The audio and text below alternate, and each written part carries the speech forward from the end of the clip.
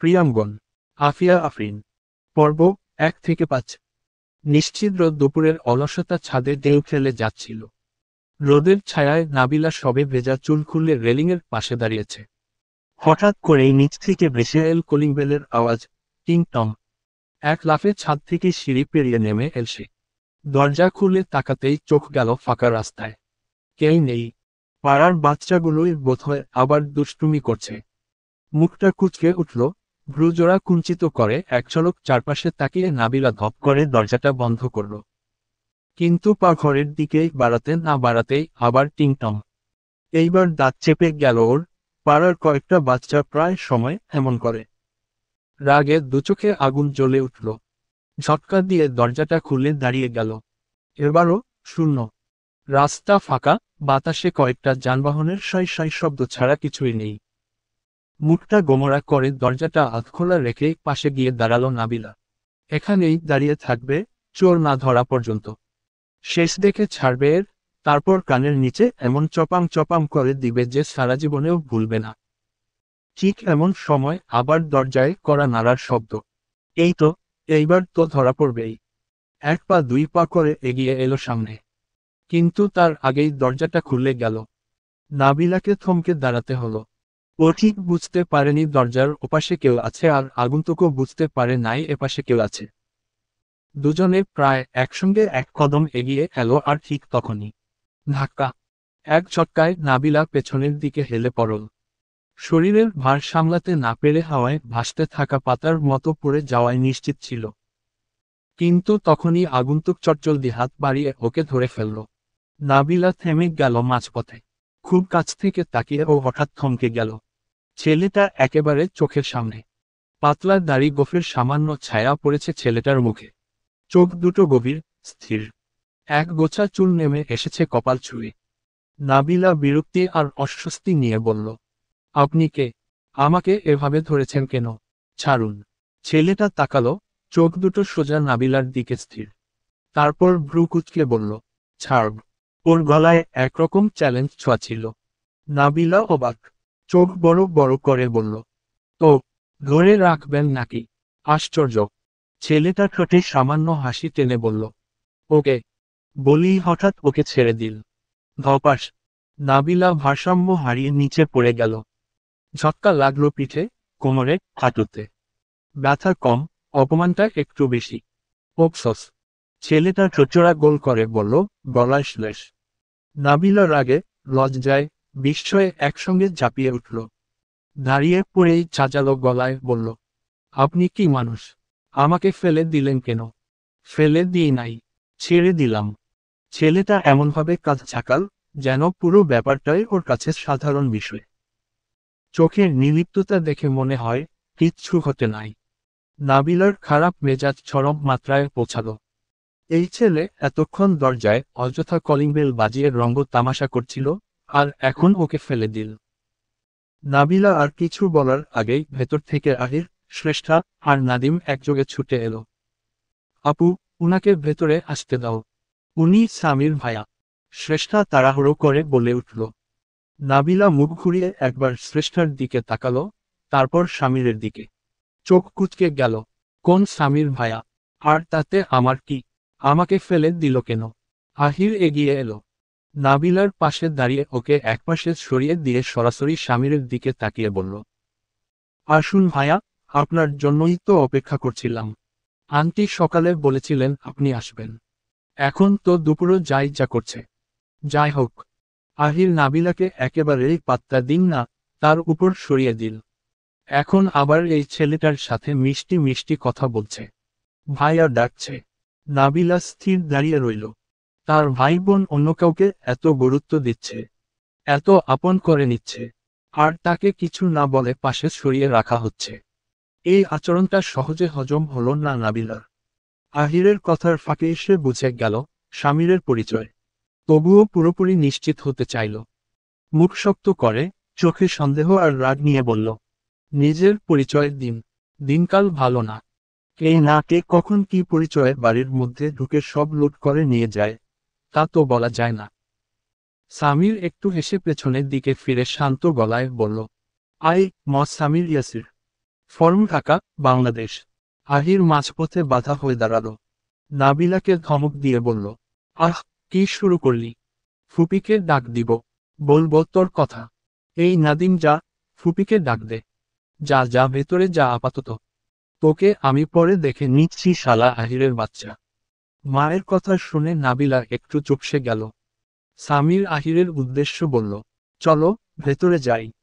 কারোর কারোর মাথায় বুদ্ধি একটু বেশি থাকে, সেই বুদ্ধির জোরে কাকে যে কি মনে করে, আর কাকে যে কি বলে, নিজেরও বুঝে উঠতে সময় লাগে। আহির স্বামীরকে নিয়ে ভেতরে চলে গেল। দরজায় দাঁড়িয়ে রইল নাবিলা, শ্রেষ্ঠা আর নাদিম। নাবিলা অনেকদিন পর নানা বাড়ি এসেছে। এইচএসসি পরীক্ষা শেষ, মাথায় পড়ার চাপ নেই, আর ছোট ভাই নাদিমেরও স্কুল ছুটি পড়েছে। এই সুযোগে পুরো পরিবার মিলে শহরের কোলাহল ছেড়ে কিশোরগঞ্জের মফস্বলের মায়াভরা বাড়িটায় দিনের জন্য বেড়াতে এসেছে। এই বাড়িটা নাবিলার ছোটবেলার অনেক স্মৃতির ঠিকানা। ওর মা নিতু প্রায় 2 বছর পর মায়ের বাড়ি এসেছে। অন্যান্যবারের চেয়ে এবারের আনন্দটা তার কাছে একটু বেশি। তার অবশ্য কারণ আছে। কয়েকদিন আগে পুরনো এক পরিচিতার মারফত রেশমার খোঁজ মেলে। রেশমা হচ্ছে তার ছোটবেলার বান্ধবী। একসাথে স্কুল কলেজ পার করলো, কলেজে পড়াকালীন ওর বিয়ে হয়ে গেল। সেই যে বিয়ে হলো, কিশোরগঞ্জ ছাড়ল। আর খোঁজ নেই। ওর বাবা ছিল না, তেমন কোনো আত্মীয় স্বজনও ছিল না, তাই শ্বশুরবাড়ি পাড়ি জমানোর সময় মাকেও সঙ্গে করে নিয়ে গিয়েছিল। আর এখনকার মতো তখন তো যোগাযোগ ব্যবস্থা এত সচল ছিল না।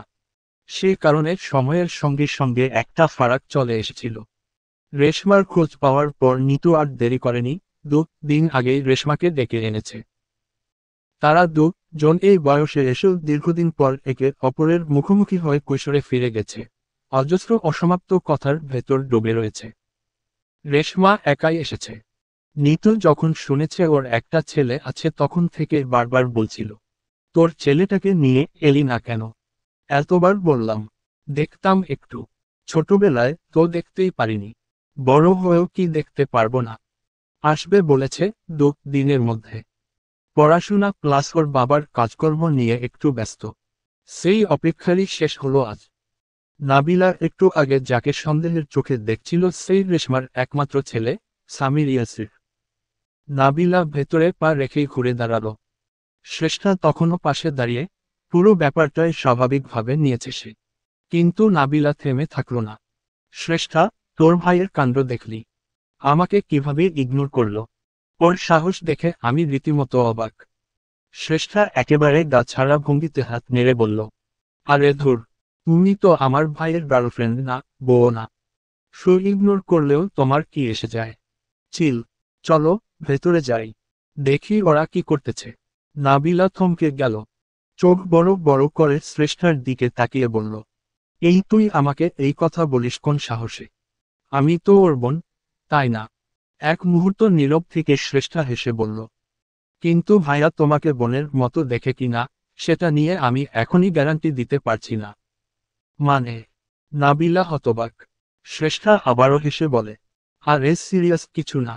গতকাল শফিক ভাইয়াকে তোমার পরিচয় দিল, ফুফাতো বোম বলে। তাই বললাম আর কি। বম? নাবিলা মুখ ফিরিয়ে নিল। ঠোঁট শক্ত করে চেপে ধরেছে। মনের ভেতরে অভিমান আর অপমান গরম হয়ে ফুটছে, কিন্তু মুখে কিছু না বলে ভেতরের দিকে হেঁটে গেল। ভেতরে গিয়ে ওরা আরো অবাক। এটা পুরাই অপ্রত্যাশিত ঘটনা। রেশমা আন্টির সোফায় বসে থাকা স্বামীরের মাথায় হাত বুলিয়ে আদুরে গলায় বলছে, বাবু, একটু ফ্রেশ হয়ে নে আগে।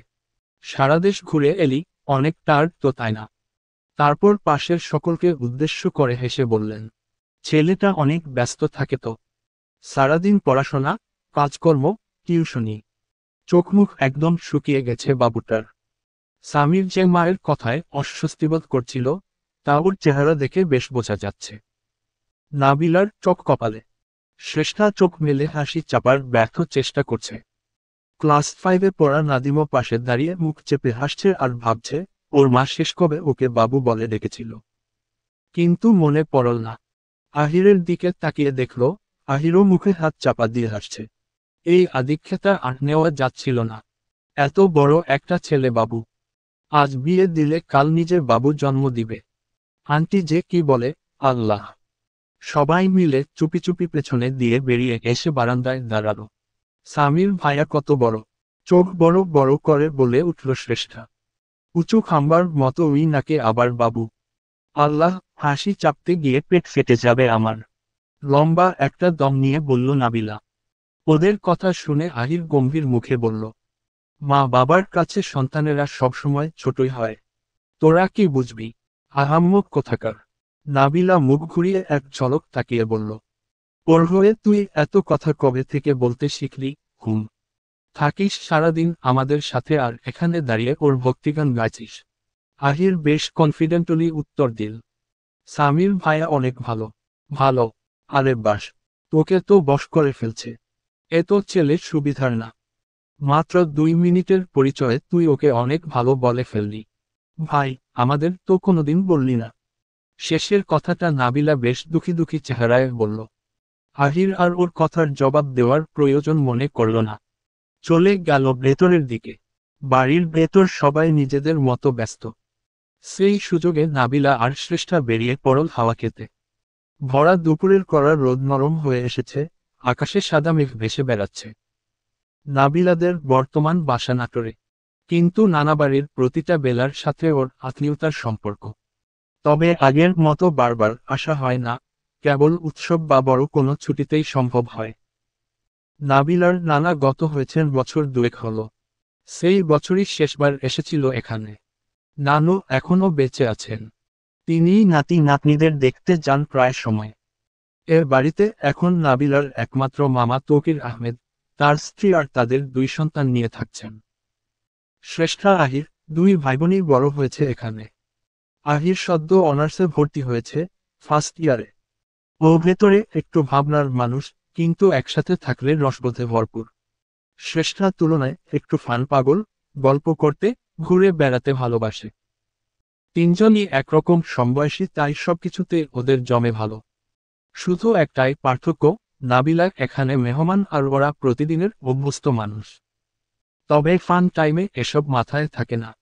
কে বড়, কে ছোট, কে ছেলে, কে মেয়ে, সবকিছুর ঊর্ধ্বে গিয়ে ওরা এক একটা কাহিনী ঘটায়। ওই স্বামীকে পেয়ে এখন আহির বোধহয় দল পরিবর্তন করে ফেলল। ঠিক আছে, ও আর কয়দিন থাকবে? তারপর তো আবার ঠিকই এই দলে ফিরে আসতে হবে।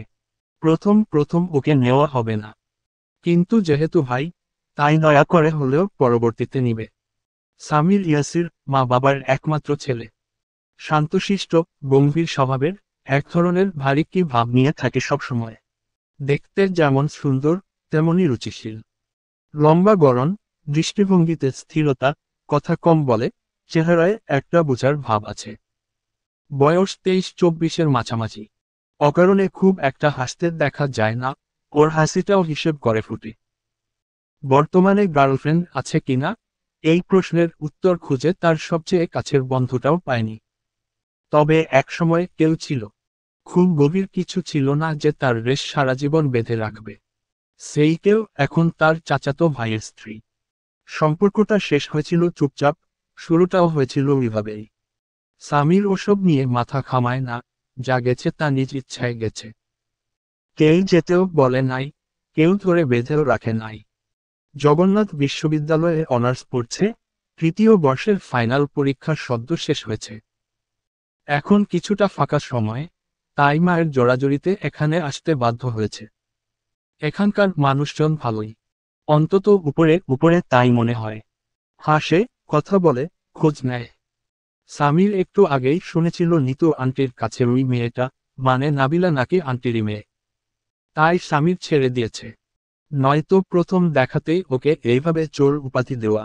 সামির ইয়াসির দেখতে কিচোরের মতো। শুধুমাত্র নিতু আন্টির মেয়ে বলেই নয়তো চোর অপবাদ দেওয়ার অপরাধে ওকে ছেড়ে দিত না। তবে আহির ছেলেটা বেশ ভালো, ভদ্র, শার্ট, সহজে মিশতে পারে। সামির ওকেই খুঁজছিল। ও থাকলে বাইরে বের হওয়া যেত। স্বামীর দরজায় উকি দিতেই আহিরের দেখা মিলল। ও এসে বলল, ভাইয়া, আজ একটা দারুণ ফুটবল ম্যাচ আছে মাঠে। চলেন না, একসাথে দেখে আসি। লোভনীয় প্রস্তাব। সামির মাথা নাড়ল। ওর বাইরের যাওয়া দরকার ছিল, আর সেটা যদি খেলা দেখতে যাওয়া হয় তবে কথাই থাকে না। চলো। আমি 1 মিনিটে আসছি। শুধু শার্টটা চেঞ্জ করব। আচ্ছা, আমি বাহিরে গিয়ে অপেক্ষা করছি। সামির গেট পেরিয়ে বাইরে এসে দাঁড়ালো। রোদ নরম হয়ে এসেছে, বাতাসে একটা বিকেলের গন্ধ। সে হাত ঘড়িতে একবার সময় দেখল, তারপর পকেট হাত ঢুকিয়ে নিঃশব্দে দাঁড়িয়ে থাকল। ঠিক তখনই হঠাৎ কোথা থেকে একটা নরম সিল্কের লাল ওড়না হাওয়ায় ভেসে এসে সামিরের মাথার ওপর পড়ল। নাবিলা ছাদে দাঁড়িয়ে ছিল একা, ঠিক দাঁড়িয়ে ছিল বলা ভুল হবে। এমাথা ওমাথা ছুটে বেড়াচ্ছিল।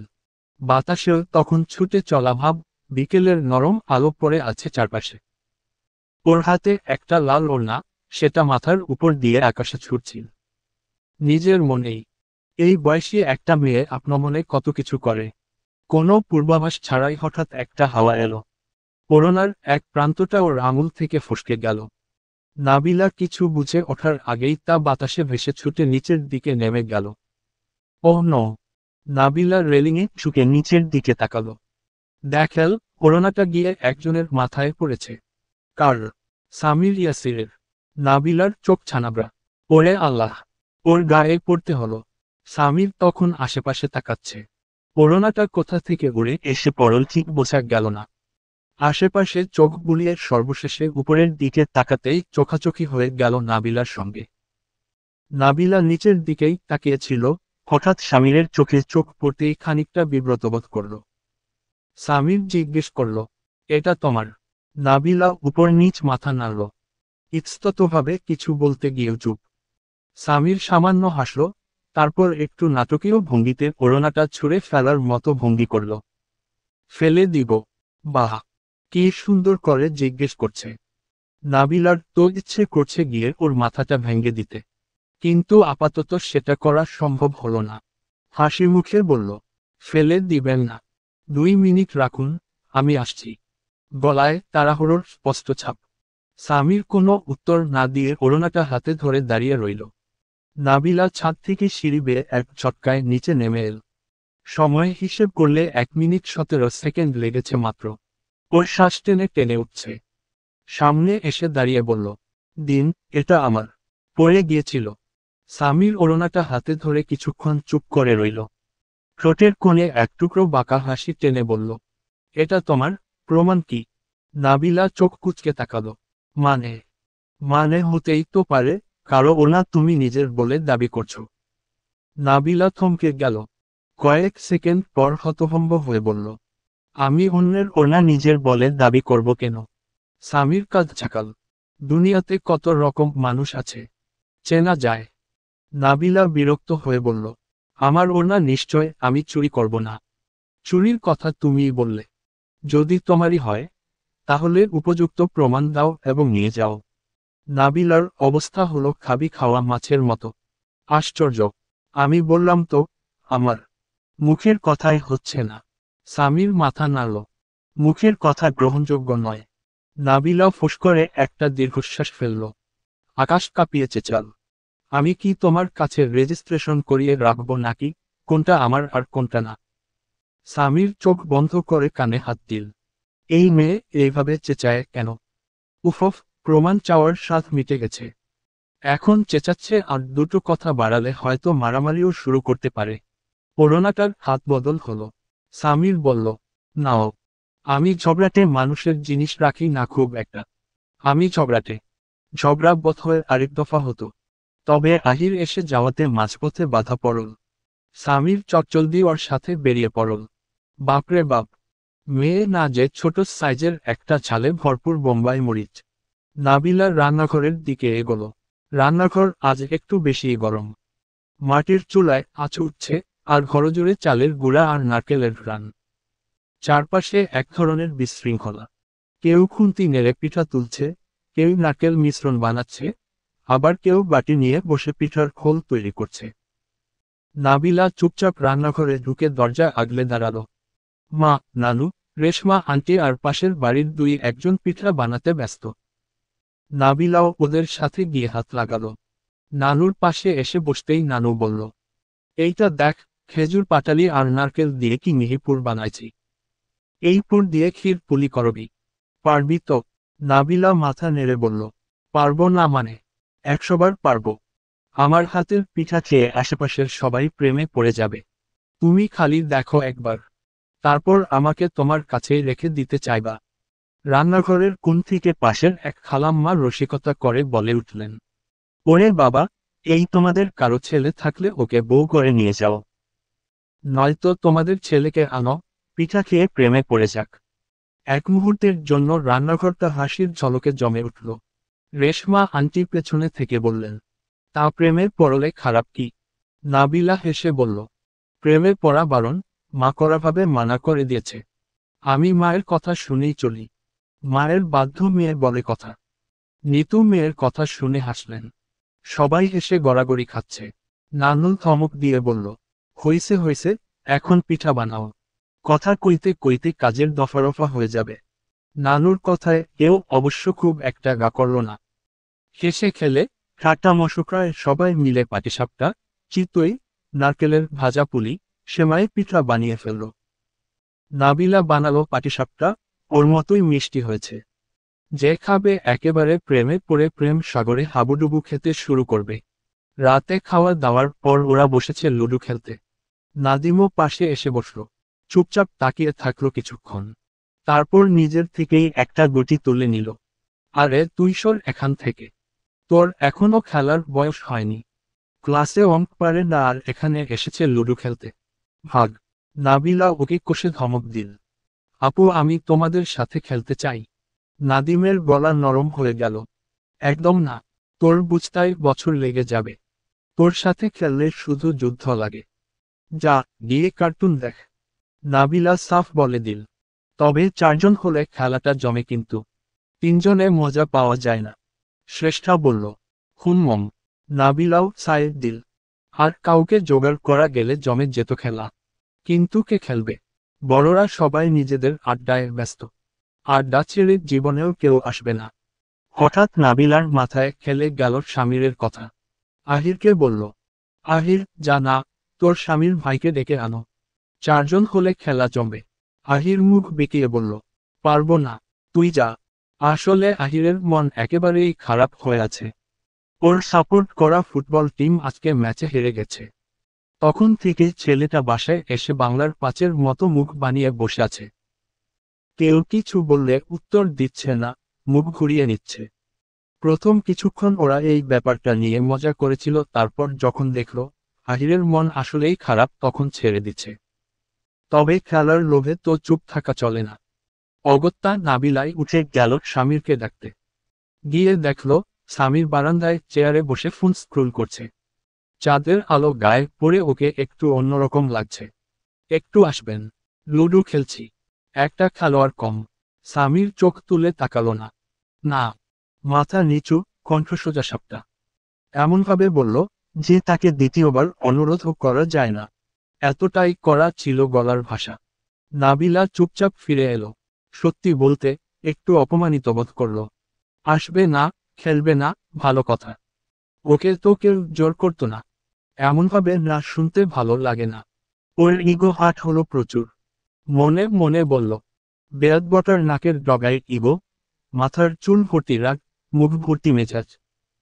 চুলয় যাও তুমি সামির ইয়াসির। নাবিলার ডাকে সামির না এলেও আহির যখন ডাকতে এলো তখন এক বাক্যে রাজি হয়ে গেল। নাবিলার ভেতরটা জাস্ট জ্বলে গেল। কত বড় নোচ্ছার হলে মানুষ এরকম কাজ করে। দাঁতে দাঁত চেপে চুপচাপ গুটি গোনার অভিনয় করে খেলায় মন দিল। সত্যি কথা বলতে কি, খেলায় মন আসছিল না আর। এই মন না বসার কারণেই সামির ওকে পরপর 3বার হারিয়ে দিল।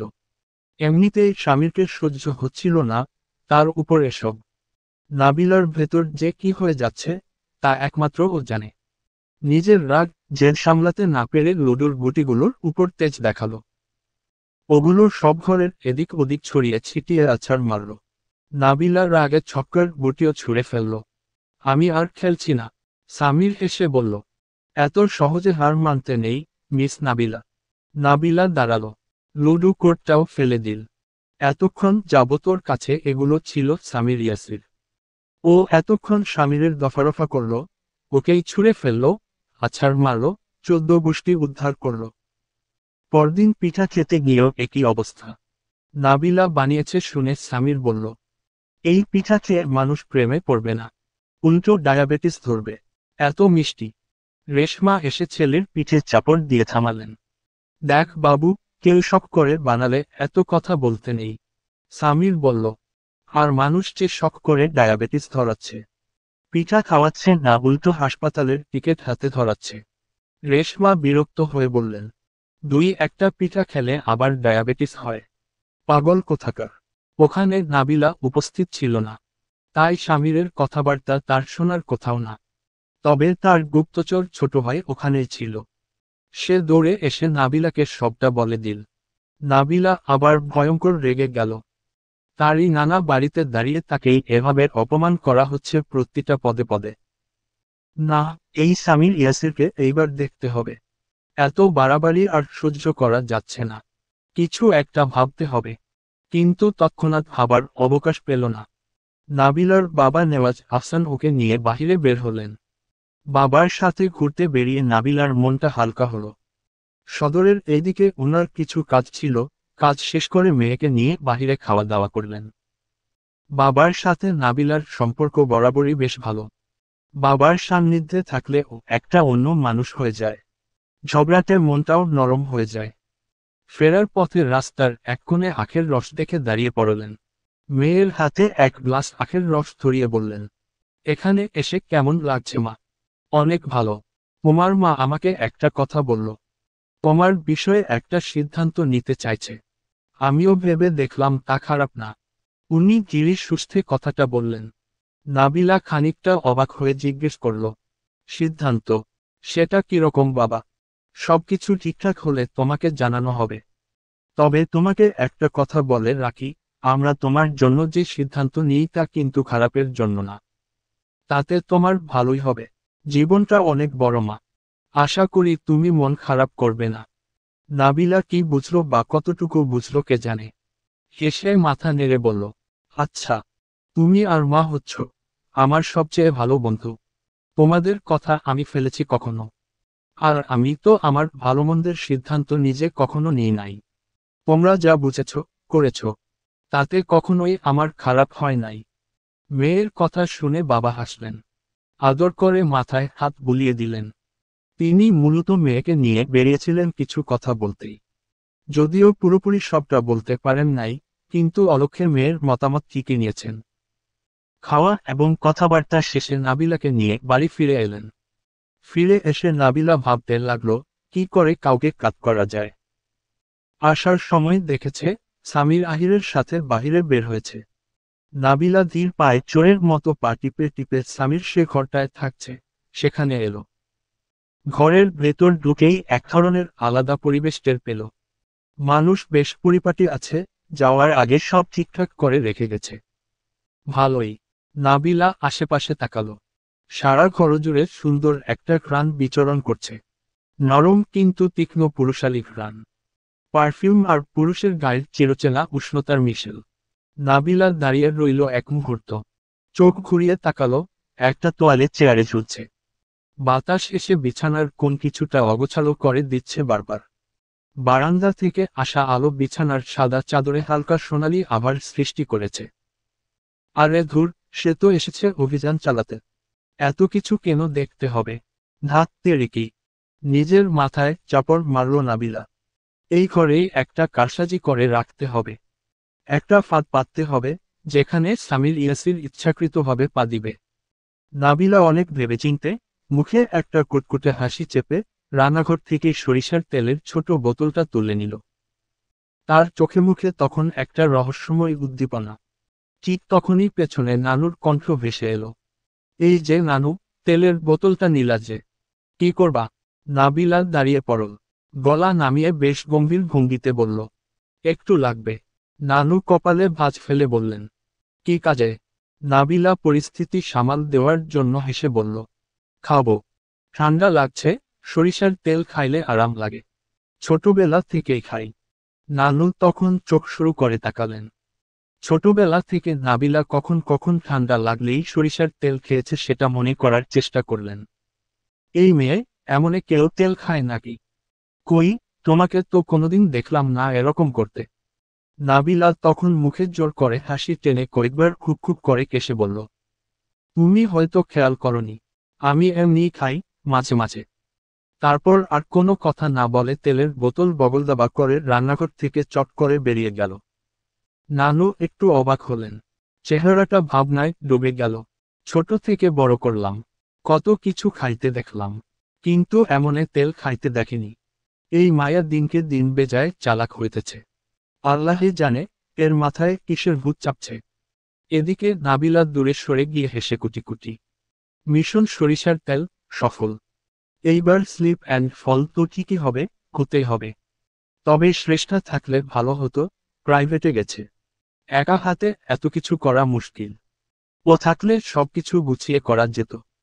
তাও সমস্যা নেই, নাবিলার যথেষ্ট মনের জোর রয়েছে। সে একাই পারবে। নাবিলা তেলটা বারান্দার দরজার সামনের মেঝেতে একটানা ছড়িয়ে দিল।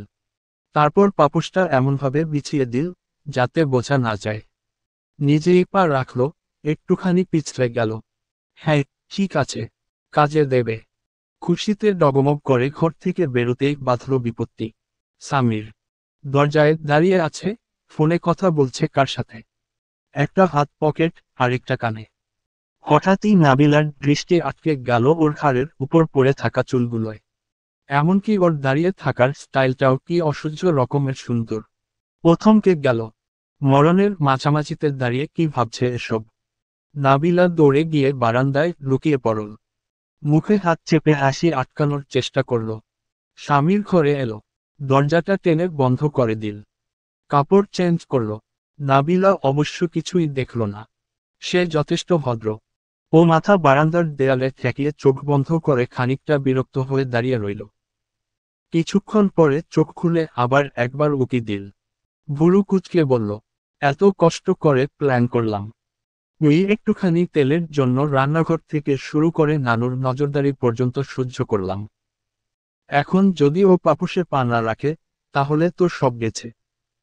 নাবিলা উকি দিয়ে দেখল স্বামীর আয়নার সামনে দাঁড়িয়ে চুলে হাত চালাচ্ছে। তারপর শার্টের হাতা গুটিয়ে, আরে, সে পাপুসের ঠিক পাশ দিয়ে হেঁটে গেল। নাবিলা মনে মনে ফুঁস করে উঠল। অধৈর্য হয়ে যাচ্ছিল ও। ঠিক এমন সময় নাবিলা এগিয়ে আসে। ওকেও তো ঘর থেকে বেরোতে হবে, তাই না? কিন্তু যেভাবে ভেবেছিল, ব্যাপারটা ততটা সহজ হলো না। সামির তখনই বারান্দার দিকে পা বাড়াল। পাপুসের উপর পা রাখতেই ঘটে গেল বিপত্তি। 1 সেকেন্ড। মাত্র 1 সেকেন্ডের মধ্যেই সামির সামনের দিকে হুমড়ি খেয়ে পড়ল, আর পড়ল তো পড়ল গিয়ে নাবিলার উপর।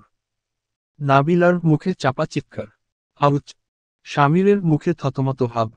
দুজনেই পড়ে গেছে মেঝেতে, একজনের গায়ের উপর আর একজন। নিচে নাবিলা, উপরে সামির।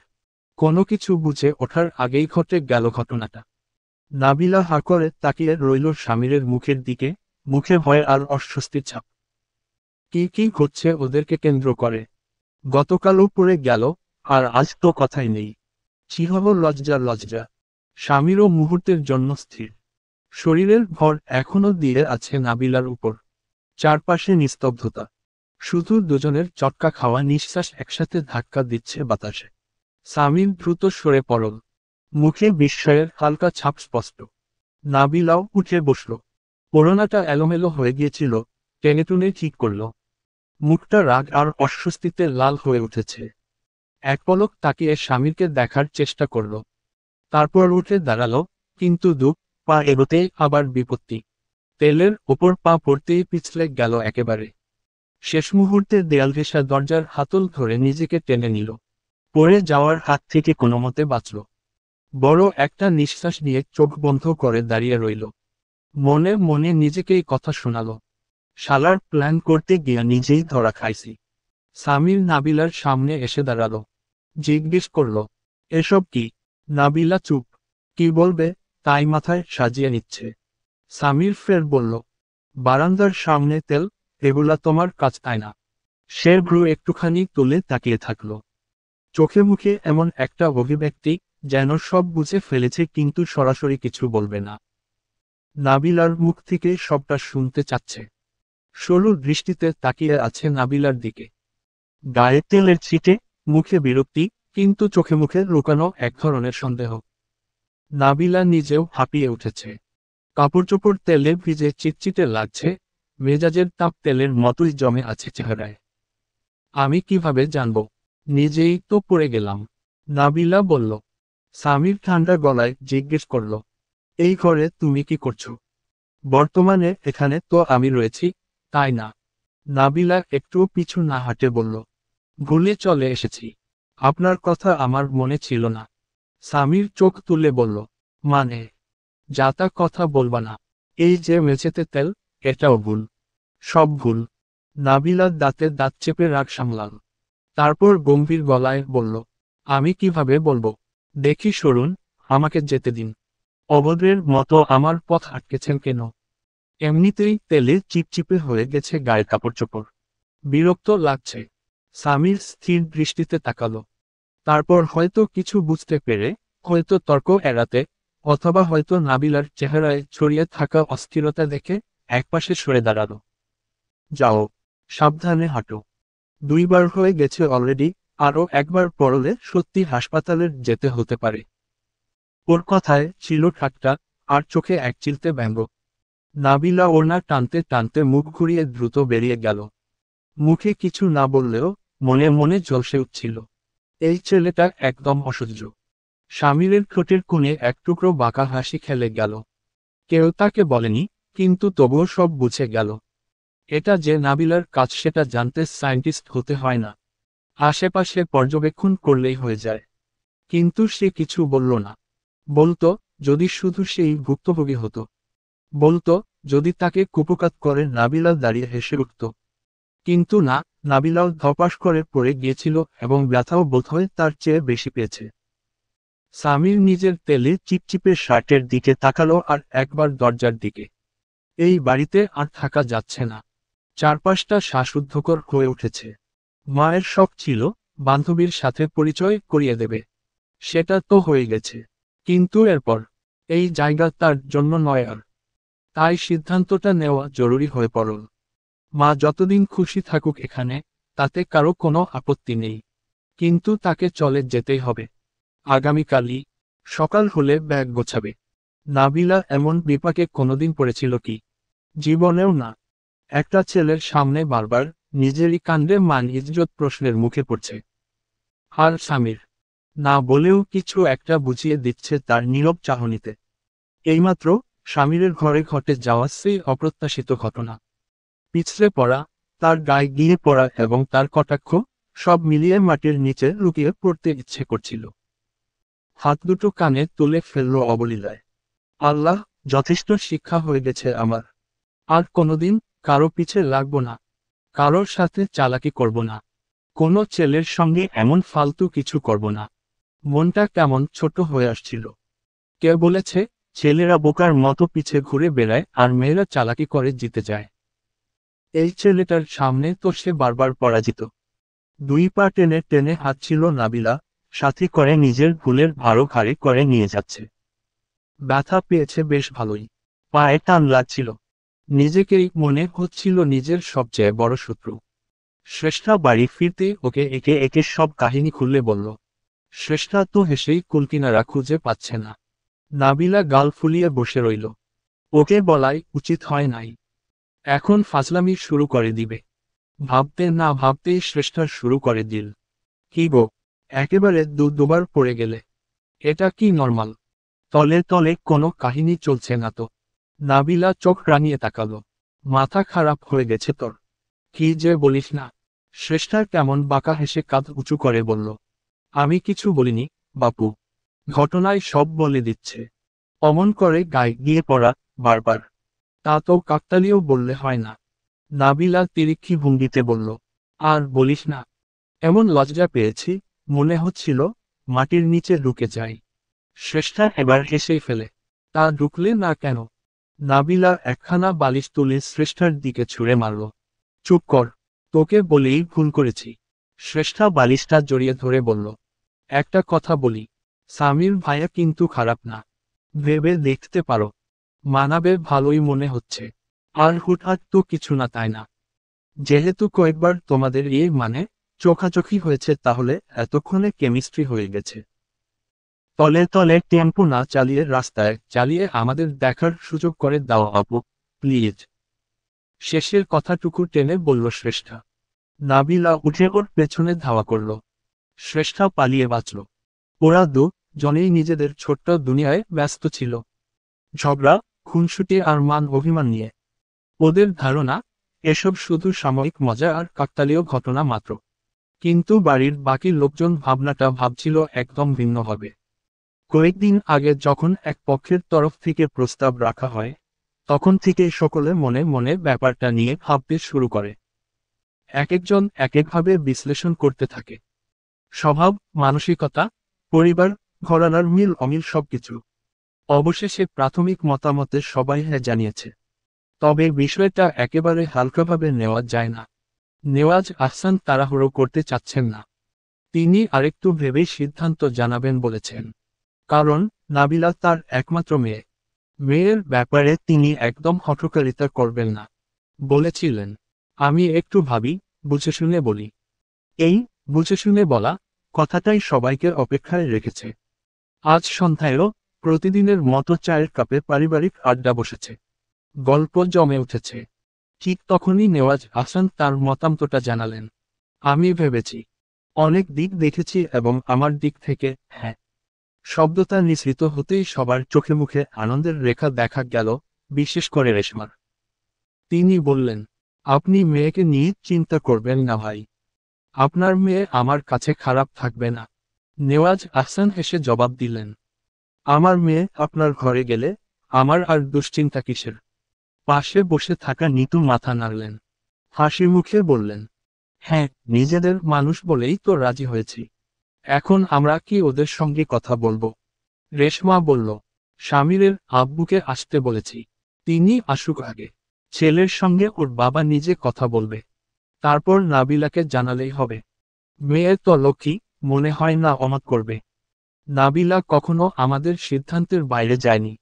নিতু বলল। সকলের কথার মাঝখানে মামা খানিক চিন্তিত স্বরে বললেন, তবুও ওদের না জানিয়ে আমরা আগেই এত কিছু ঠিক করে ফেলছি, এটা কি ঠিক হচ্ছে? যদি ওদের আগে থেকেই কোনো পছন্দ অপছন্দ থাকে। রেশমা বিন্দুমাত্র দ্বিধা না করে বললেন, স্বামীরের যে নেই তা আমি নিশ্চিত। ছেলেকে চিনিত, ইনিয়ে বিনিয়ে অনেকবার জিজ্ঞেস করেছি। কেউ থাকলে অন্তত আমি জানতাম। নিতু পাশে বসে মাথা হেলাল। নাবিলারও নেই। আমি ওর মা। সেরকম কিছু হলে আমার চোখ এড়াবে না। সিদ্ধান্ত সেটাই রইল। আগেই ওদেরকে কিছু জানানো হবে না। কারণ উপস্থিত সবাই জানত, ওদের এখন কিছু না বললেও চলবে। কারণ সময় আপনা আপনি অনেক কিছু গুছিয়ে ফেলার ক্ষমতা রাখে। স্বামীর বাড়ি যাওয়ার কথাটা মাকে বলল। মা তো এত সহজে যেতে দেবে না, তাই অজুহাত হিসেবেও বাড়িয়ে বাড়িয়ে কিছু বলল। ভার্সিটিতে কিছু কাজ আছে, পড়াশোনারও চাপ আছে, বাবা ওদিকে একলা সবকিছু সামলাচ্ছে। বাবাকে সাহায্য করতে ছেলের যেতে হবে।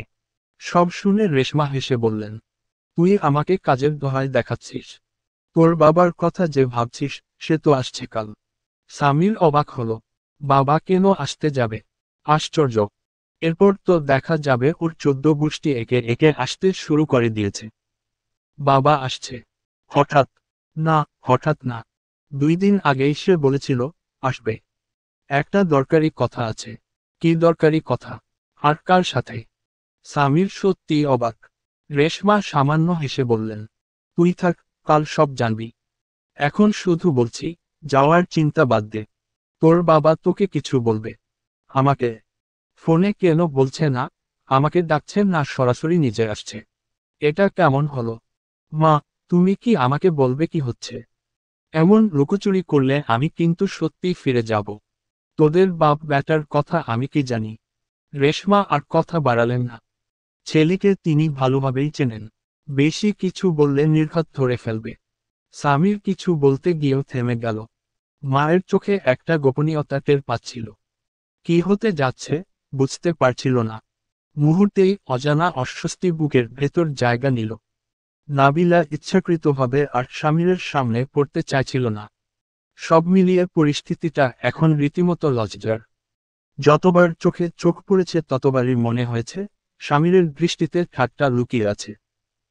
আর কোনো বিব্রতকর কিছু হোক সেটা সে চায় না। নিজে থেকে একটা সময় খুঁজে স্বামীকে সোজা সরি বলে দেবে। তবে এখন নয়।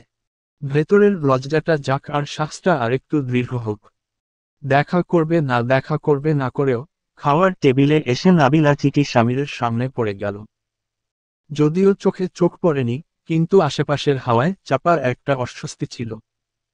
এমনিতেই বাজে একটা পরিস্থিতি, তার মধ্যে হঠাৎ নানু জিজ্ঞেস করলেন, কি গো নানু, তেলের বোতলটা কই?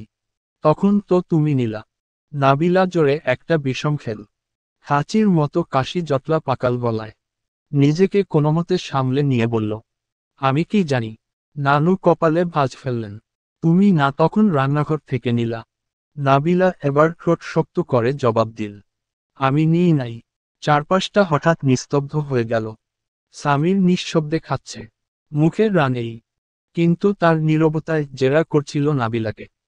পরিস্থিতি সামলাতে শ্রেষ্ঠা দ্রুত এগিয়ে এল। বলল, দাদু, ওটা আমি নিতে বলেছিলাম। রান্নাঘরে রেখে এসেছি একটু আগে। ঠিক আছে, পরে দেখব। খাও খাও। আমি একটু আগে খুঁজছিলাম তো। নাবিলা মনে মনে একটা দীর্ঘশ্বাস ফেলল। যাক, আপাতত বাঁচা গেল। কিন্তু স্বামীরের নিঃশব্দ হাসি কি সে ভুল করে দেখল? নিশুতির রাত, বাড়ির সব আলো নিভে গেছে। জানালার পর্দা খানিকটা সরানো, চাঁদের আলো ঘরে উকি মারছিল। নাবিলা জানালার পাশে বসে তাকিয়েছিল বাইরে।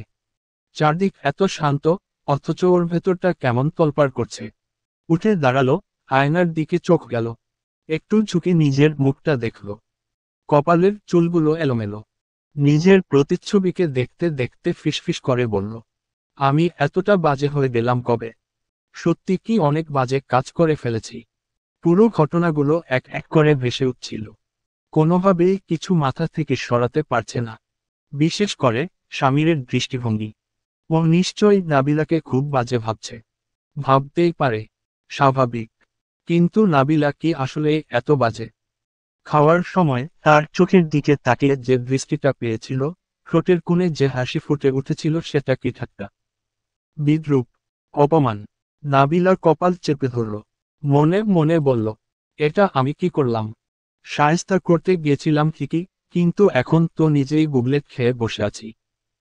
কেমন করে নিজের নিয়ন্ত্রণটা হারিয়ে ফেলেছে ও।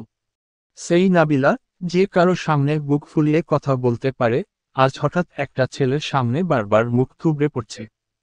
নিজেকে ছোট লাগছে, অচেনা লাগছে। অথচ কাউকে কিছু বলতেও পারছে না। চুপচাপ জানালার পাশে হেলান দিয়ে বসে রইল। বাইরে একটা কুকুরের ডাক ভেসে এল দূর থেকে।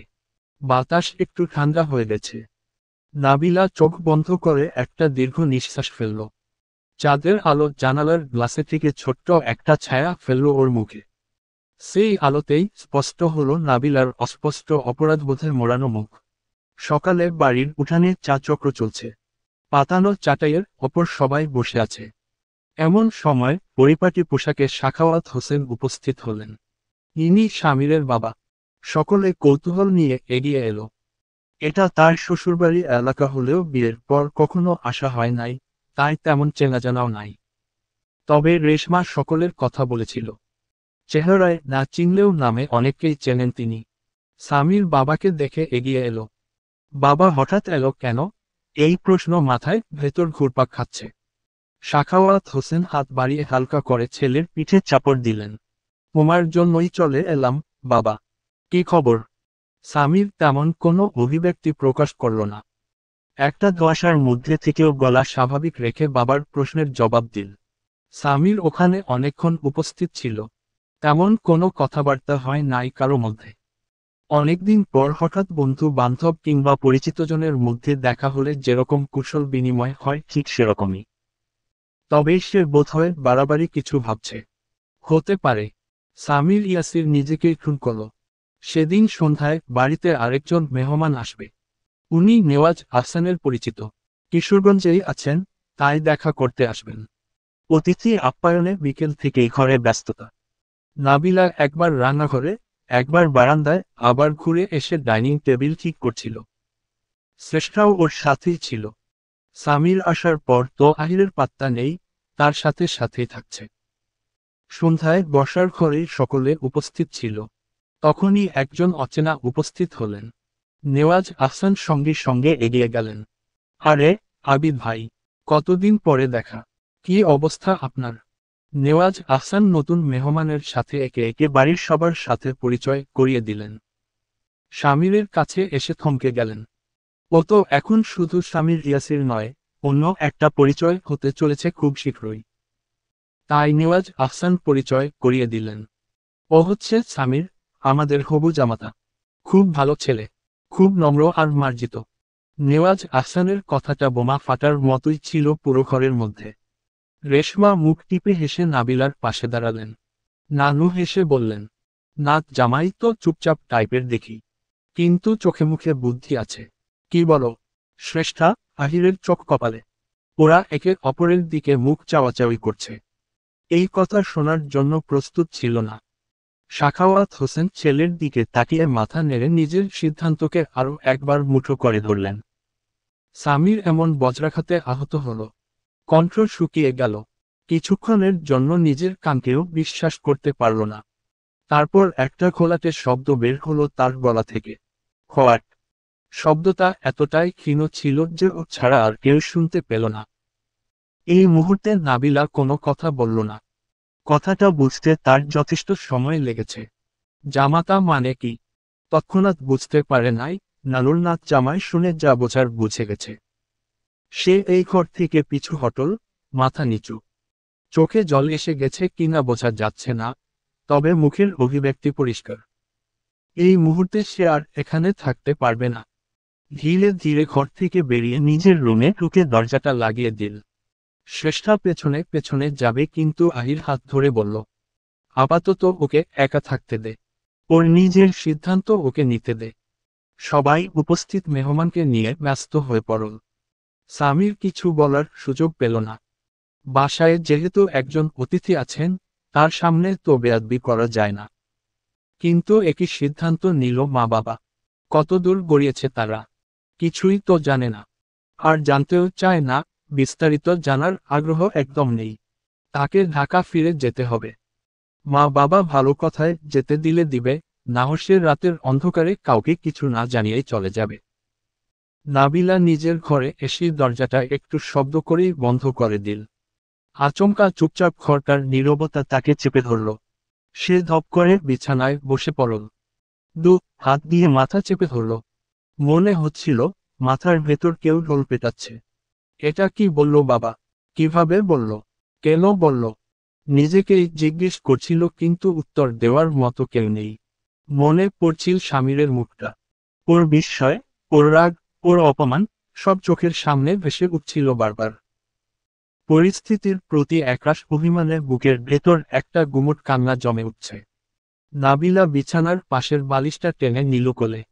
মনে মনে বলল, এই কথা আমাকে একবার বলাও প্রয়োজন মনে করল না। আমি কি এতটাই অপ্রাসঙ্গিক? স্বামীরও ঘরে এসে দরজাটা একটু জোর দিয়ে বন্ধ করল। মনে হলো কোনো কিছু থেকে পালিয়ে বাঁচার একটা চেষ্টা। তারপর ছেলেমানুষের মতো চেয়ারটা টেনে বসে পড়ল। বুকের ভেতরে একরাশ ধোঁয়া জমে আছে, মাথার ভেতর শব্দ নেই, শুধু কনফিউশনের এক মেঘলা বৃষ্টি। আমাদের হবু জামাতা আঙ্কেলের পরিচয় করিয়ে দেওয়ার মুহূর্তটা বারবার ঘুরে ফিরে আসছিল মনে। আশপাশের ফিসফাস, তাদের হাসিমুখ, নাবিলার দৌড়ে চলে যাওয়া সবকিছু একসাথে এসে পাথরের মতো বসে গেছে বুকের ওপর। নাবিলার সাথে একবার কথা বলতে হবে। সামির তাই করল। দরজার সামনে এসে থেমে গেল সে। কিছুক্ষণ ইতস্তত করল, তারপর নক করল। দরজা খুলে গেল। নাবিলা সামনে দাঁড়িয়ে, চোখে মুখে স্পষ্ট অস্বস্তি। জিজ্ঞেস করল, আপনি? কিছু কথা ছিল। স্বামীর স্পষ্ট ভঙ্গিতেই বলল, আসুন। নাবিলা দরজা থেকে সরে দাঁড়াল। স্বামীর ঘরে ঢুকে একটু দাঁড়িয়ে রইল। চারপাশে একবার চোখ বুলিয়ে নিয়ে ধীরে বলল, একটু আগে আঙ্কেল যেটা বললেন, তুমি শুনেছ নিশ্চয়? জি। আমি কালা নই। নাবিলার ঠোঁটের কোণে তীব্র বিদ্রুপ। সামির ওর দিকে সরাসরি চোখ তুলে তাকাল। না, আমি তোমাকে কালা মিন করতে চাইনি। বলতে চাইছিলাম, এই ব্যাপারে তোমার মতামত কি? নাবিলা হাসল। আপনার কি মনে হয় আমি আনন্দে নাচতে নাচতে আপনাকে বিয়ে করতে রাজি হব? আপনার মতো কাউকে? কখনোই না। আমার বিয়ের প্রসঙ্গ উঠলে আপনি প্রথমে বাদ। সামির কিছুক্ষণ নিশ্চুপ দাঁড়িয়ে থাকল। তার পেছনে যে মেয়েদের মায়েরা বিয়ের প্রস্তাব নিয়ে মুখিয়ে থাকে, সে তালিকা লম্বা। তাই নিঃসন্দেহে নাবিলার কথাগুলো ছুরি হয়ে সামির ইয়াসিরের আত্মমর্যাদায় বিঁধে গেল। এই প্রতি মেয়ে তাকে এক চটকায় রিজেক্ট করে দিচ্ছে। ওহ ন! সামির মাথা ঠান্ডা রেখে বলল, তোমার মতামত বুঝলাম। সত্যি বলতে, আমি নিজেও এমন কিছু চাচ্ছি না। তবে তোমার কথা শুনে মনে হলো ভীষণ মুখফাট্টা। নিজের ছাড়া কারো মতামতের দাম দিতে জানো না। নাবিলা চোখ গরম করে তাকালো। আপনি যে একটা অসহ্যকর মানুষ, তা জানেন। জেনে নিলাম। আপনাকে তো আমি কখনোই বিয়ে করব না, প্রশ্নই আসে না। ধন্যবাদ। সামির ছোট্ট করে কৃতজ্ঞতা স্বীকার করল। সামির ঠিক এমনটাই শুনতে চেয়েছিল নাবিলার কাছ থেকে। স্পষ্ট, সোজাসাপটা উত্তর। নাবিলার কথা শুনে তার রাগান্বিত হওয়া, অপমানবোধ করা উচিত ছিল, কিন্তু তার বদলে সামির নিশ্চিত বোধ করল। তবে সে জানে, মা বাবা সহজে এই ব্যাপার থেকে সরে আসবেন না। বিশেষ করে মা। উনি একবার মনস্থির করলে পেছাতে জানেন না। আর বাবা, তিনি হয়তো একটু চিন্তাভাবনা করবেন, কিন্তু শেষমেশ মায়ের সুরেই হাঁটবেন। তাই আগে থেকেই নিজেকে তৈরি করে রাখতে হবে। মা বাবা যদি এসে এই বিষয়ে কথা তোলে, ওদের অনুভূতিতে কষ্ট না দিয়ে নিজের অবস্থানও স্পষ্ট রেখে জবাব দিতে হবে। স্বামীরের ভেতরে নানা চিন্তা ঘুরপাক খাচ্ছিল। হঠাৎ করেই দরজায় হালকা টোকা দিয়ে রেশমা ঢুকলেন। তিনি সোজা ছেলের পাশে এসে বসলেন। ভনিতা ছাড়াই বললেন, ঘটনা তো শুনেছ।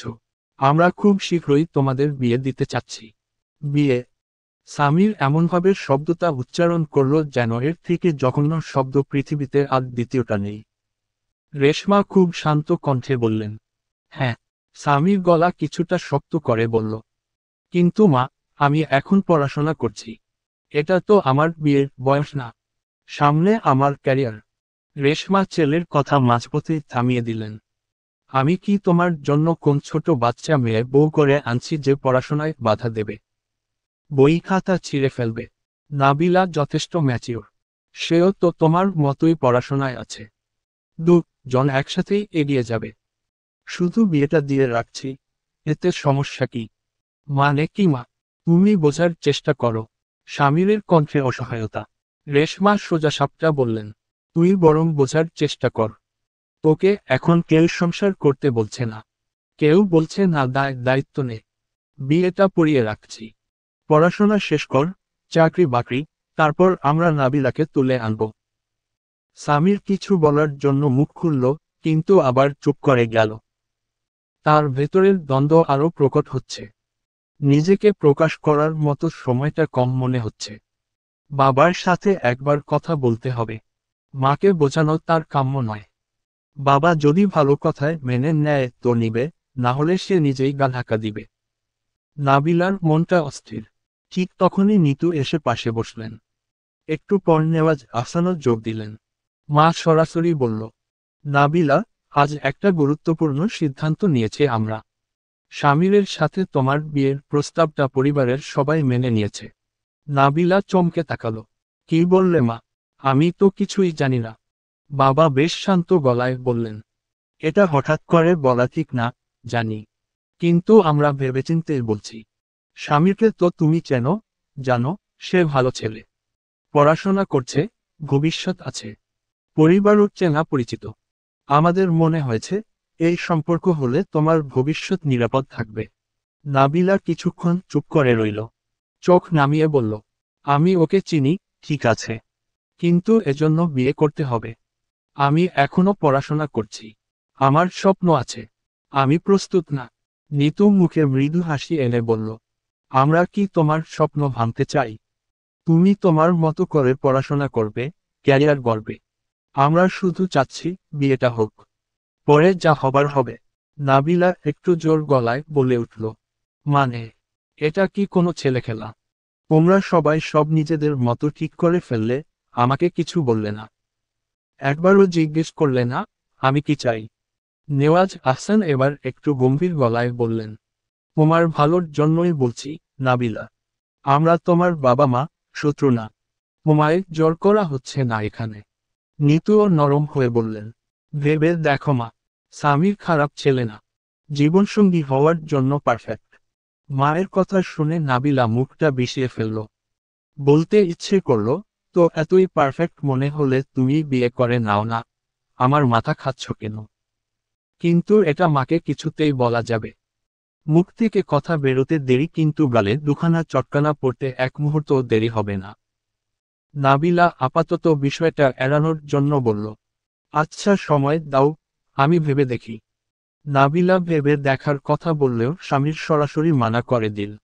বাবার সামনে স্বামীর জোর দিয়ে না বলার সাহস পেল না। তবে যতটুকু বলল, তার সারমর্ম হচ্ছে, বিয়ে শাদী নিয়ে আমি এখন কিছু ভাবছি না। যদি আরও পরে কখনো ভাবতে ইচ্ছে হয়, তখন তোমাদের জানাবো। সাখাওয়াত হোসেন বললেন, দেখো সামির, বিয়ের মতো ব্যাপারে বাবা মা প্রস্তাব রাখতে পারে, কিন্তু শেষ কথা তোমার। যদি মন থেকে রাজি না হও, তাহলে। উনি পুরো কথাটা শেষ করলেন না।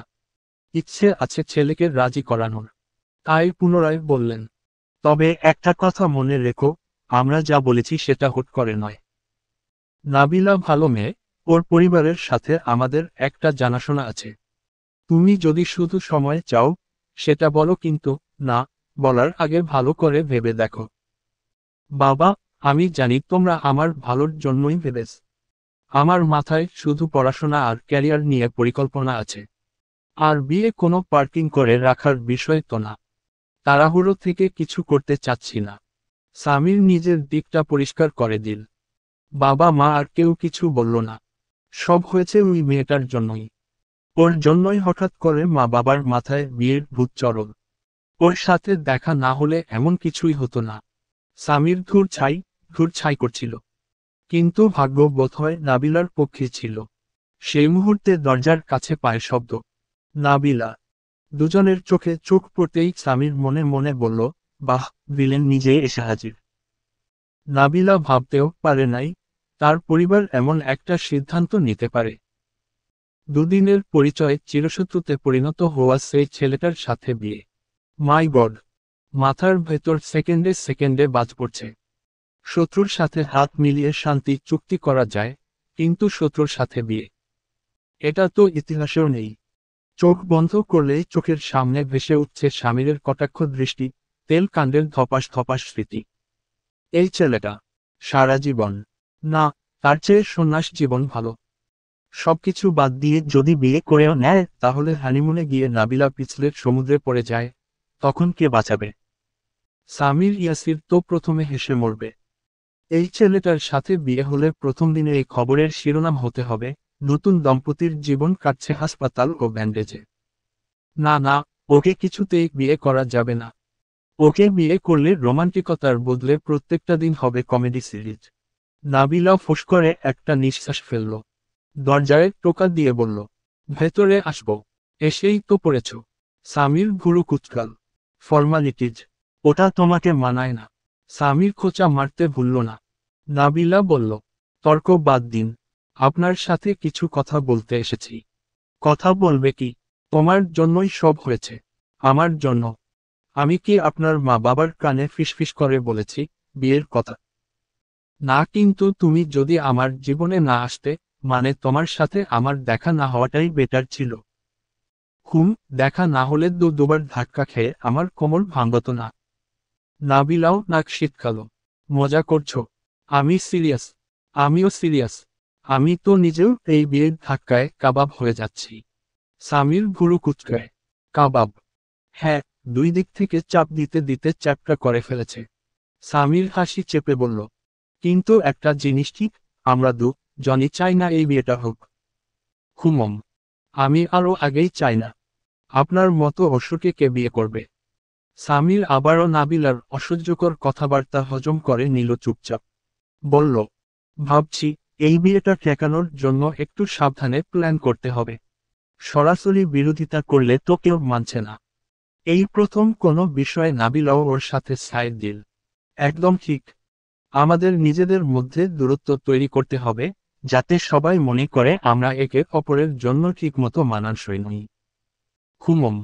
অতিরঞ্জিত না করে ছোটখাটো জিনিস নিয়ে আলাদা মতামত দেখাতে পারি। তাহলে সবাই বুঝতে পারবে আমরা একসাথে থাকার জন্য তৈরি নই।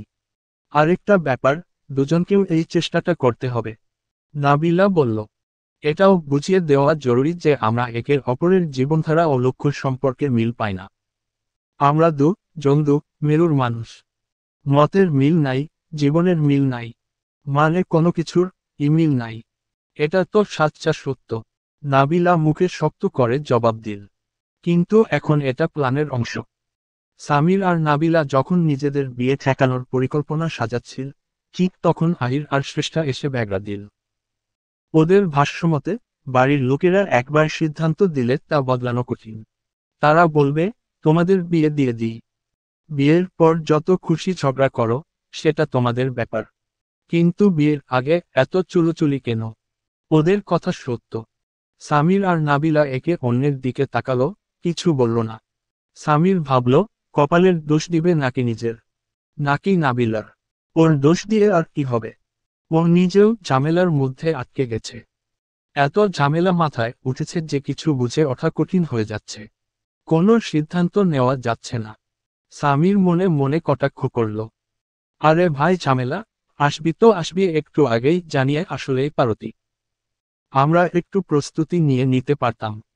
এভাবে হঠাৎ করেই সব ঝাঁপিয়ে পড়লে কেমন করে হয়? বেয়াক্কেল কোথাকার। সে একদম হতবাক, সব দিক থেকে বিপদ এসে ঘেরাও করেছে। সবাই যখন চিন্তার গভীরে ডুবে অস্থির হয়ে উঠছিল, তখন হঠাৎ নাবিলার মাথায় একটা চমৎকার বুদ্ধি ঝলমল করে উঠল। সে সামিরের দিকে তাকিয়ে বলল, চলেন পালাই। সামির অবাক হয়ে জিজ্ঞেস করল, মানে? নাবিলা বেশ হাসি হাসি মুখ করে বলল, মানে আবার কি? দেখুন, আমরা যদি দুদিনের জন্য কোথাও বের হয়ে দুদিন পর ফিরে আসি, তখন আমাদের অনুপস্থিতিতে বাড়ির সবাই এতটাই ব্যস্ত হয়ে যাবে যে বিয়ের কথা ভুলেই যাবে। সামির একটু ভেবে বলল, কিন্তু আমরা মানে? তুমি আমার সঙ্গে যাবে, আমি তোমাকে নিয়ে কোথায় যাব? নাবিলা একটু ভাব নিয়েই বলল, আমাকে নিয়ে আপনার ভাবতে হবে না। নাবিলা ইবনাত নিজের দায়িত্ব নিজেই নিতে পারে। আমি শুধু আপনার সঙ্গে বের হব। শ্রেষ্ঠার একটা বন্ধুর বাসা আছে, যে আমারও পরিচিত। আপনি শুধু সদরে গিয়ে আমাকে ওদের বাসায় বাসায় পৌঁছে দেবেন। বাকিটা আমি সামলাব। স্বামীরের মনে আলোর ঝলক ভেসে উঠল। এমন বুদ্ধি তার মাথায় আগে আসেনি। নাবিলার এই পরিকল্পনা তার বেশ লাগল। এই প্রথম এই মাথামোটা মেয়ের মাথা থেকে একটা ভালো বুদ্ধি বেরিয়েছে। সামির বলল, ঠিক আছে, তবে আজ রাতেই। সেদিন রাতটা বোধহয় ওদের জন্যই এত বেশি নিস্তব্ধ ছিল। চারদিক অন্ধকারে ডেকে আছে, শুধু দূরে কোথাও কুকুরের হালকা ডাক আর মাঝে মাঝে পাতার মর্মর শব্দ। বাড়ির সবাই তখন গভীর ঘুমে আচ্ছন্ন। সামির একেবারে রেডি হয়ে এলো। পিঠে ছোট্ট ব্যাগ, চোখে সতর্ক। আজকের মিশন স্পষ্ট। অর্ধেক রাস্তা পর্যন্ত নাবিলাকে নিয়ে যেতে হবে, তারপর মুক্তি। সামির মনে মনে ভাবল, ব্যাস অর্ধেক রাস্তা, তারপর হাফ ছেড়ে বাঁচব। নাবিলাও ইতোমধ্যেই প্রস্তুত ছিল। ওড়নাটা ভালোভাবে গায়ে জড়িয়ে নিল, হাতে ছোট্ট ব্যাকপ্যাক। সে একদম ফিসফিস করে বলল, চলুন, বেশি সময় নষ্ট করা যাবে না। সরাসরি মেইন গেট দিয়ে বের হওয়া মানে আত্মহত্যার সমান, সবার ঘর পেরিয়ে যেতে হবে। যেটা এই মুহূর্তে বিপদজনক। কেউ ভুলবশত জেগে গেলেই দফারফা। এ নিয়ে ওদের মধ্যে একদমই দ্বিমত ছিল না। কোনোভাবেই রিস্ক নেওয়া যাবে না।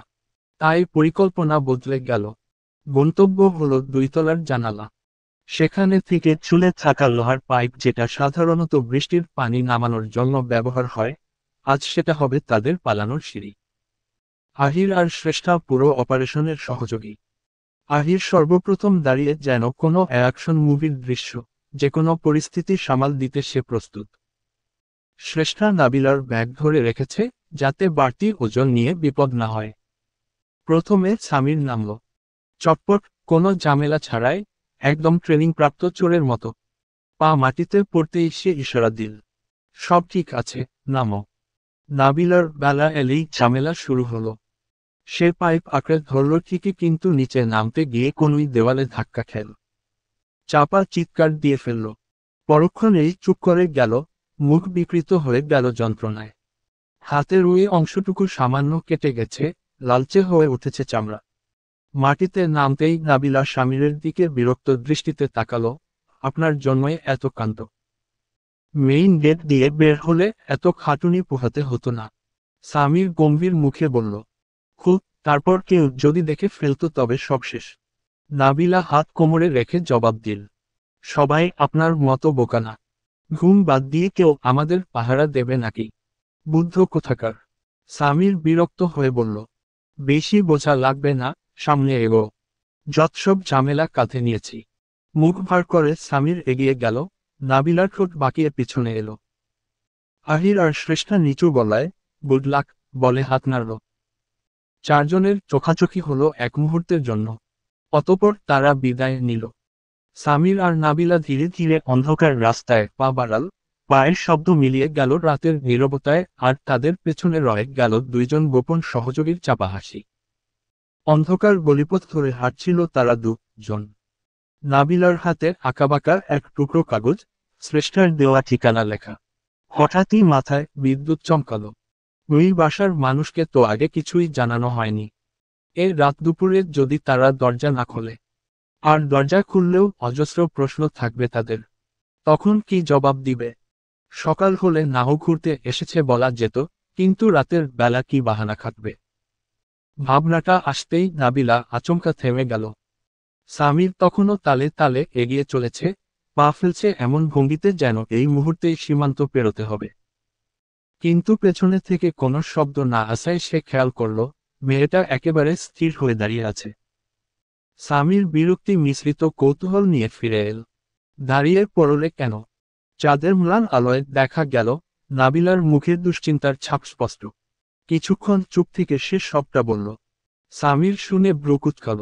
আশ্চর্য রকমের পাগল তো তুমি। আগে জানাও নাই কেন? নাবিলা মাথা নিচু করে বলল। আসলেই খেয়াল ছিল না। কি খেয়াল থাকে তোমার, আল্লাহই ভালো জানে। এখন কি করবে? নাবিলা কোনো রকম দায়িত্ব নিতেই রাজি নয়। দায়সারা ভঙ্গিতে উত্তর দিল। আমি কি জানি? আপনি আমায় নিয়ে আসছেন। সমস্ত দায় আপনার। আমি কিছু জানি না। সামির গভীর শ্বাস নিয়ে রাতটা গিলে ফেলল। ঠান্ডা মাথায় বলল। তাহলে চলো, বাড়ি পৌঁছে দিই। নাবিলা তীব্র আপত্তি তুলল। চোখ বড় বড় করে। আয় না। পরিকল্পনা তো এমন ছিল না। সামির তীক্ষ্ণ দৃষ্টিতে তাকালো। পরিকল্পনা যেমন ছিল, তা হচ্ছে কোথায়? তুমি তো সমস্ত কিছু বুবলেট পাকিয়ে বসে আছো। কণ্ঠে ব্যঙ্গ। নাবিলা ভেবে পেল না, ও কি করবে? বাড়ি ফিরে যাবে। কিন্তু কিভাবে? পাইপ বেয়ে নামতে গিয়ে যে অবস্থা হয়েছে, উঠতে গেলে তো আর কথাই নেই। অবশেষে সিদ্ধান্ত হলো, ওরা ওই ঠিকানায় গিয়ে ওখানে কোথাও সকাল পর্যন্ত অপেক্ষা করবে। সকাল হলে জনের রাস্তা দিকে। ওই মেয়েটার নাম অথই। অথয়ের বাসার সামনে এসে নাবিলা থমকে দাঁড়ালো। চোখ গিয়ে আটকালো দরজার দিকে, মস্ত বড় তালা ঝুলছে। ঠান্ডা রাতে সামির ইয়াসিরের মতো সেই ধাতব সেই তালাও ওর দিকে তাকিয়ে ব্যঙ্গ করে হাসছে। মুহূর্তেই নাবিলার মুখের রং পাল্টে গেল। মনে হলো মাথার ওপর আকাশ ভেঙে পড়ছে। ঠোঁট শুকিয়ে আসছে, বুকের ভেতর ধক শব্দ। এখন কোথায় যাবে? কাকে বলবে? অথইকে আগে না জানানোটা যে কত বড় ভুল ছিল, সেটা হারে হারে টের পেল। সামির কিছুই বলল না। কেবল হাত গুটিয়ে দাঁড়িয়ে রইল, ঠান্ডা দৃষ্টিতে ওর সমস্ত কর্মকাণ্ড দেখছে। কিন্তু ভেতরে ভেতরে তার শরীরের প্রতিটি স্নায়ুতে আগুন জ্বলছে।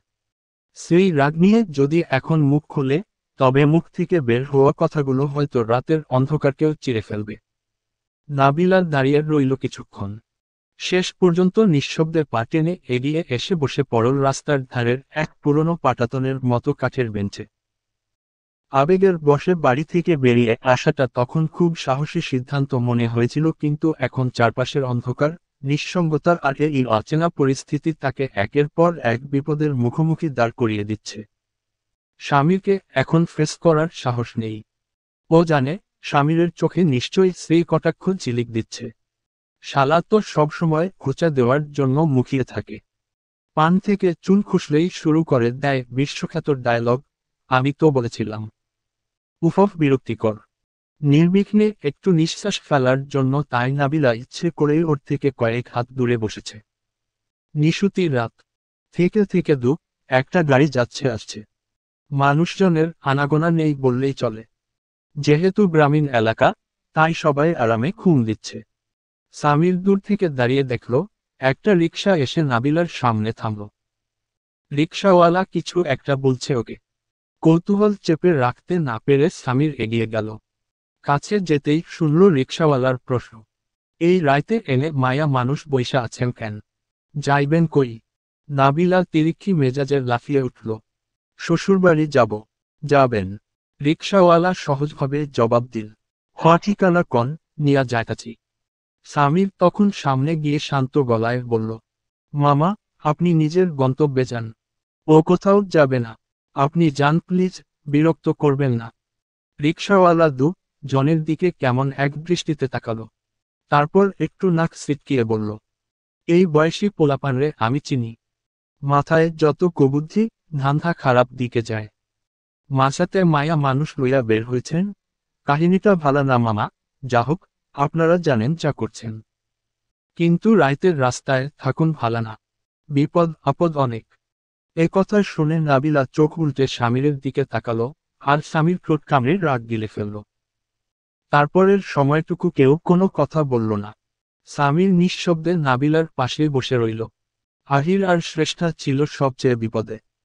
আগেই ঠিক করে রেখেছে, সকাল হলে কেউ যদি স্বামীর বা নাবিলার কথা জানতে চায়, কিছুই বলবে না। উল্টো কিছুই জানে না, সেই অভিনয়ে ব্যস্ত থাকবে। সকালবেলা। সকাল হলো একেবারে প্রতিদিনের মতো। কেউ বুঝতেই পারল না যে আগের রাতে কি ঘটে গেছে। প্রথমেই খবর এলো, স্বামীর নেই। ঘরে, বারান্দায়, উঠোনে, কোথাও খুঁজে পাওয়া গেল না। ফোনটাও বন্ধ।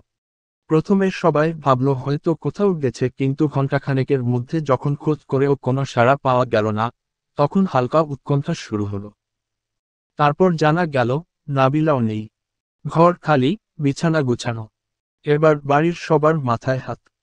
চিন্তার ভাঁজ একসাথে গভীর হয়ে উঠল। স্বামীরের উধাও হওয়ার রহস্য সকলে বুঝতে পেরেছে। কিন্তু নাবিলা, ও কোথায় গেল? কিভাবে গেল? বাড়ির ভেতর হঠাৎ এক অস্থিরতার ঢেউ বয়ে গেল। বাড়ির অস্থিরতা ধীরে ধীরে উত্তেজনার রূপ নিল।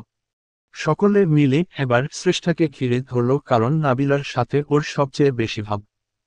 সন্দেহের তীর তাই প্রথমেই তার দিকে গেল।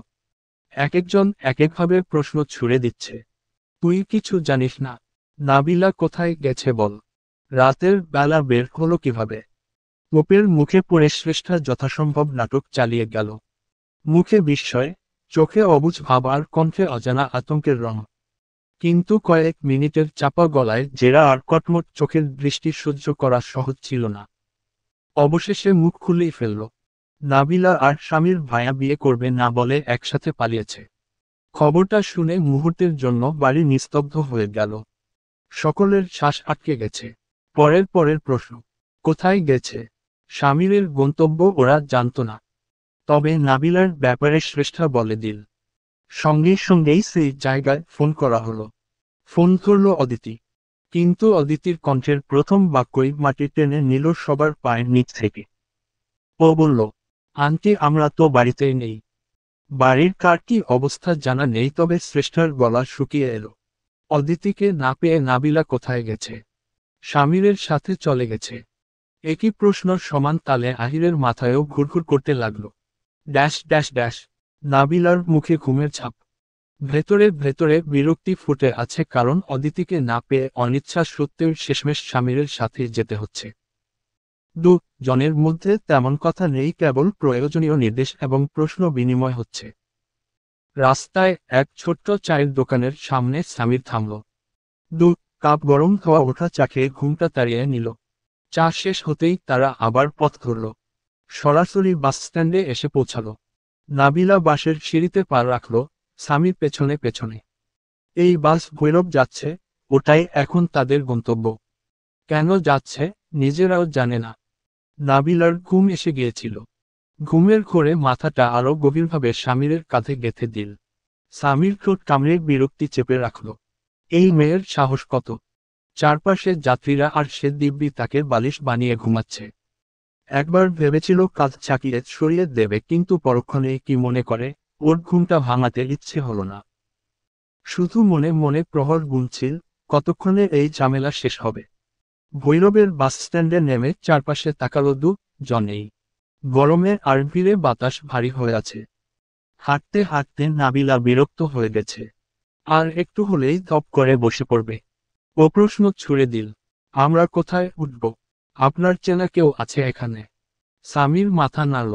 উহু, তাহলে আমি তো এক পাও হাঁটতে পারবো না।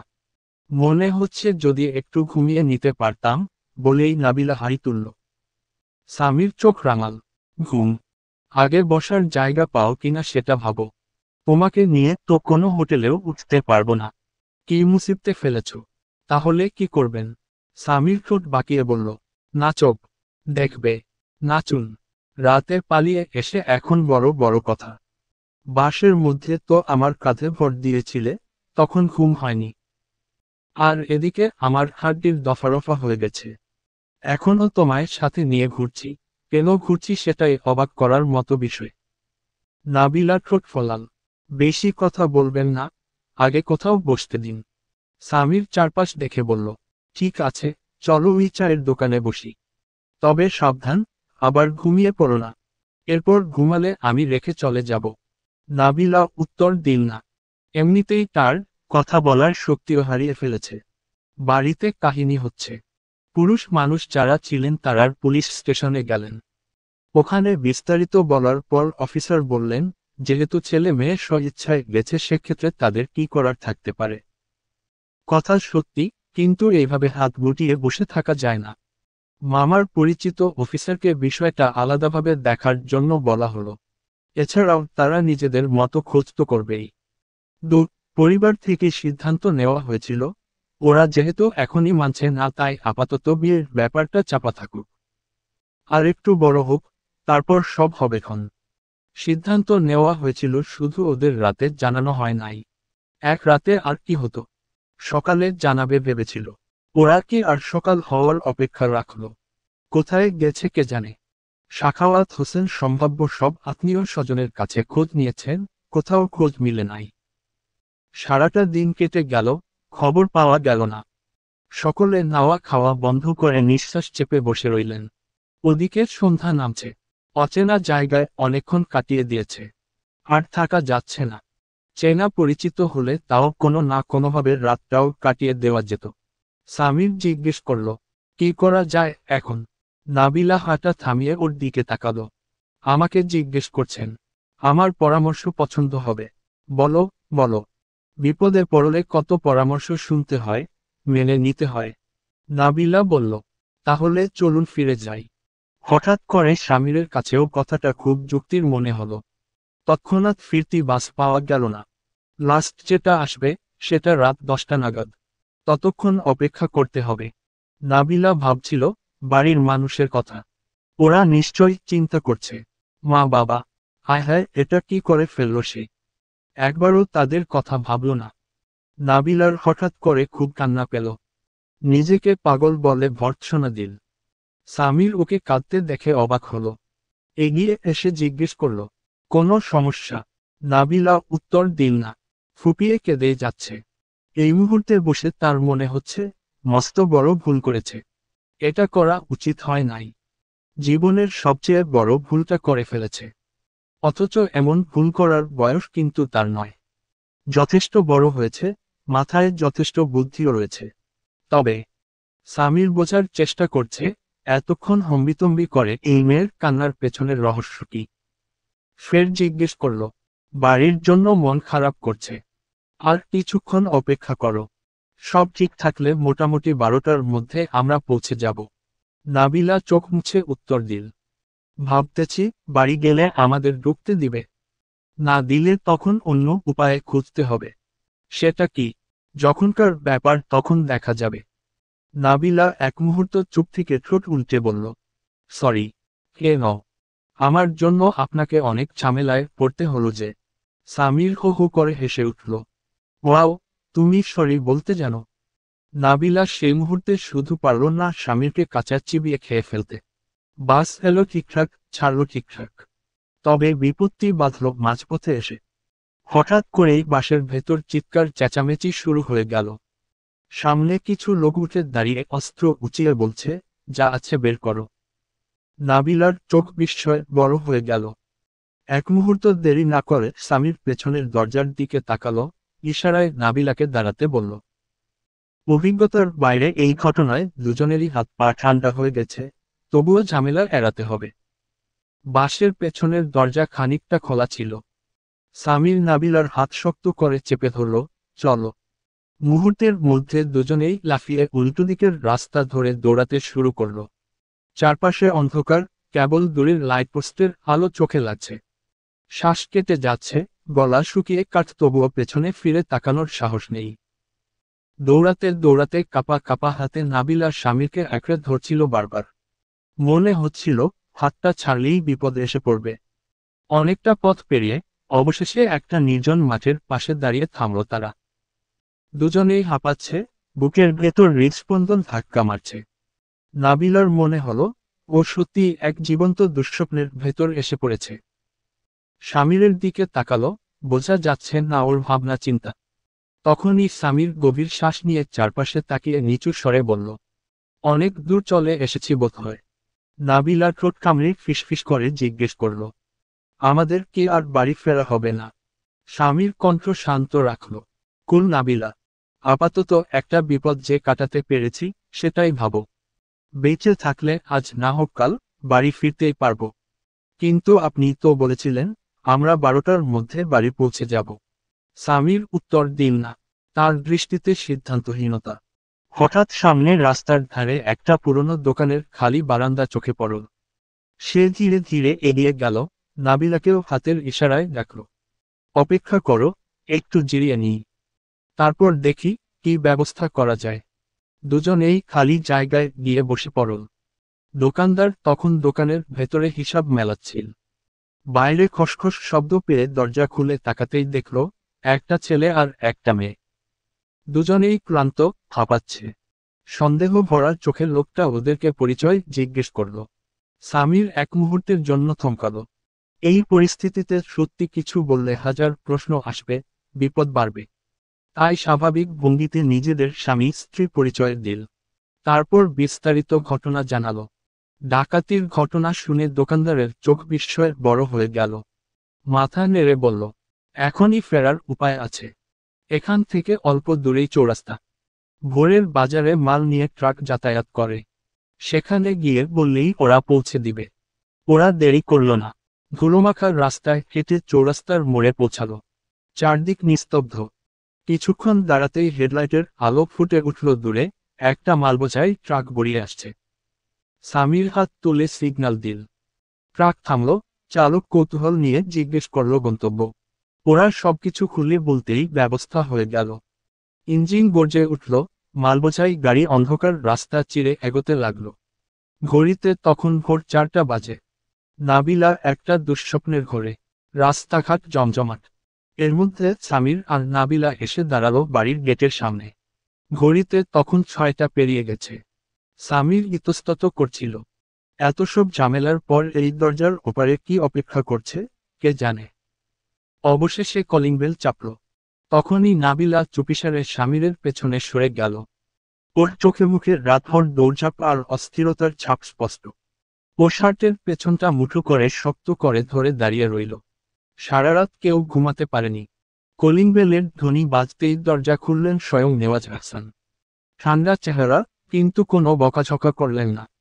নাবিলা বাবাকে দেখে স্বভাবতই ভয়ে সংকুচিত হয়ে স্বামীরের শার্ট দলাইমোচড়াই করল। কিন্তু আশ্চর্যের বিষয়, তিনি কিছু বললেন না। শুধু নীরবে পাশ কাটিয়ে ভেতরে যেতে ইঙ্গিত করলেন। ভেতরে ঢুকে দেখল সবার রাগ বা কান্নার বদলে এক ধরনের নিস্তব্ধ দৃঢ়তা। নাবিলা ভেবেছিল কান্নাকাটি, অভিযোগ, হয়তো হট্টগোল শুরু হবে। কিন্তু না, তার বদলে যা ঘটল তা পৃথিবীর নবম আশ্চর্য বললেও কম বলা হবে। সকাল ঠিক 9টা নাগাদ কাজী ডেকে আনা হলো এবং 10টার মধ্যেই ওদের বিয়ে পড়ানো হলো। কোনো প্রকার জোরজবরদস্তি বা তর্ক নয়, সামির ইয়াসির স্ব ইচ্ছায় মাথা নত করল। কারণ চলবে।